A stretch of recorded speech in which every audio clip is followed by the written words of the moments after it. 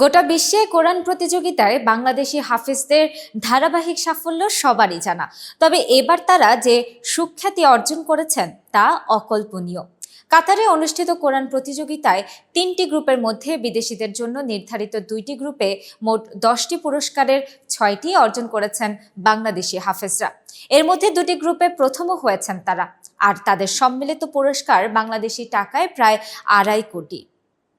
স্থানীয় সময় গত বুধবার বিকেলে লুসাইলের রিটস কার্টল হোটেলে বিজয়ী হাফেজদের সম্মাননা প্রদান উপলক্ষে জাঁকজমকপূর্ণ একটি অনুষ্ঠানের আয়োজন করা হয়। এ সময় কাতারের ধর্ম বিষয়ক মন্ত্রী সায়েদ ঘানেম বিন শাহিন আল ঘানেম বিজয়ীদের হাতে পুরস্কার তুলে দেন। আধুনিক কাতারের স্থপতি শায়েখ জাসিম বিন মোহাম্মদ বিন সানির নামে দেশটিতে প্রতি বছর সরকারিভাবে জাতীয় পবিত্র কোরআন প্রতিযোগিতার আয়োজন করা হয়। এবছর ছিল এই প্রতিযোগিতার 29তম আসর। প্রতি বছরের মতো এবারও মোট 3টি গ্রুপে প্রতিযোগিতা অনুষ্ঠিত হয়। প্রথম গ্রুপ আল মুয়াতিনুন, এখানে শুধু কাতারিরা অংশ নেন।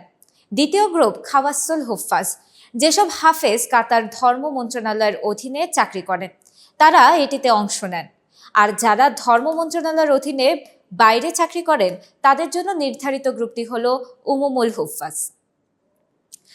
তৃতীয় গ্রুপ উমুমুল হুফাজে প্রথম হয়েছেন ঢাকার কেরানীগঞ্জ থানার কলমারচর গ্রামের মরহুম হাবিবুর রহমানের ছেলে মোহাম্মদ এনামুল হাসান।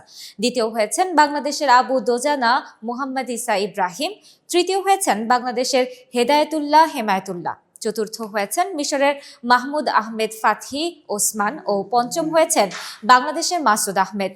তারা যথাক্রমে পুরস্কার হিসেবে পেয়েছেন 1 lakh Qatari riyal, 85,000 Qatari riyal, 70,000 Qatari riyal, 60,000 Qatari riyal ও 50,000 কাতারি রিয়াল। দ্বিতীয় গ্রুপ খাওয়াসুল হুফাজে প্রথম স্থান অধিকার করেছেন বাংলাদেশের উসামা মাওলানা মোহাম্মদ শিহাবুদ্দিন। দ্বিতীয় স্থান অধিকার করেছেন বাংলাদেশের উসামা সিদ্দিকী মৌলভী। তৃতীয় স্থান অধিকার করেছেন জর্ডানের মোহাম্মদ ফাউজি আব্দুর রহিম জাবের।